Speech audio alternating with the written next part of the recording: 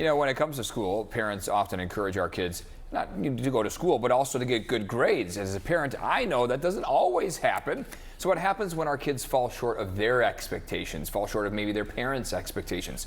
Joining us live is Director of Brain Balance San Diego, Amanda Lee, to discuss the impact that learning challenges can have on our kids' mental health. Thanks for coming in, Amanda. Appreciate it. Thanks for having us. Let's talk about our kids and mental health. Of course, important topic the past couple of years, especially with COVID and the rebound and everything.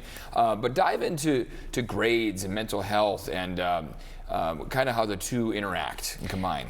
Yeah, you know, we live in a culture that really values the gold star. Right, yes, the and that's A+. a problem. Yeah, yes. That's a problem in itself. And right now, with everyone still struggling since the pandemic, that development gap, but also the challenges that were there beforehand, which we were very understanding of, just keeps compounding. Sure. And levels of anxiety continue to increase, and that's not just with the students but with the parents as well. So we get these grades on a report card, but that doesn't always tell the whole story, It right? does I mean, not. walk us through what's deeper with that.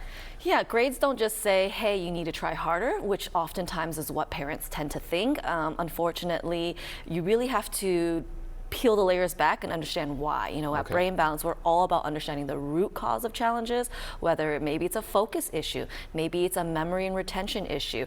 Oftentimes, there could be a foundational skills issue. So you're trying to do multiplication, but you can still barely add and subtract, right? Yeah, so if there's a focus issue there, no wonder why you're not getting an A or even a B on some of these tests, because mentally there may be an issue. So we've got to remind ourselves of that. Parents, what could parents do if they're curious as to whether there may be something more going on with their child? Yeah, I think a lot of it is asking questions rather than passively, you know, waiting for the parent-teacher conference. You're right. Right? Ask the teacher ahead of time, really get those check-ins, especially if they're younger kiddos, because they're not going to be able to explain as much.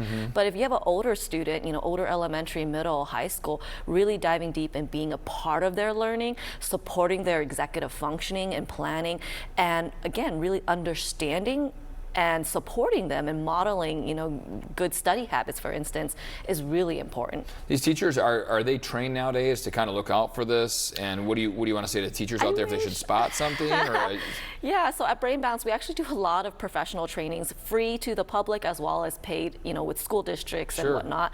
And unfortunately, I would love to say they are trained, but they're not. Okay. You know, my background's in education. I have my credential, and I barely learned any of that in my professional. So you it's know, important schooling. that they can know and can track that. That's right. So understand the signs. You know, if they're fidgety, if they're constantly the class clown, a lot of times, usually there's more going on. You know, it's task avoidance.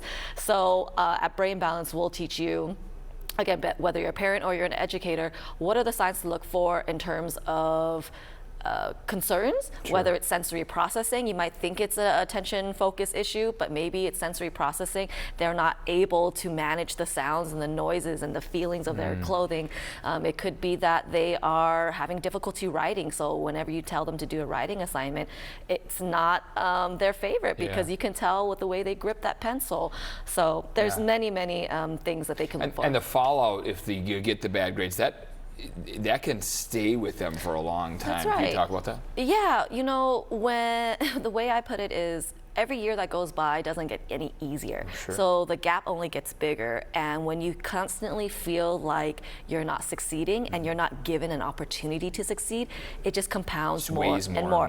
Yeah, and again, you start having other behaviors, maybe some task avoidance, maybe you're the kid that just can't pay attention, or you're disrupting others when you can't help it, right? That impulsivity is difficult to manage. Then you become labeled that trouble kiddo, Sure, right? then there's a downward spiral if you don't get that taken care of. I know you guys have some webinars coming up. Can you talk about that? Yeah, tomorrow we have one on bad grades. It's more than bad grades and the effect on mental health. Next week we have another one as well. In general, every month we have free webinars for the public, and again, we do other events as well and trainings that you can sign up for. It's just on our website, brainbalancesandiego.com. But any challenge you have, let's help you get to the root issue, whether you're a child, a teen, or an adult. That's going to help them for their academic success for many years to come. Adults too. Yeah, exactly. That's true. Amanda, thanks so much for coming. Really appreciate it.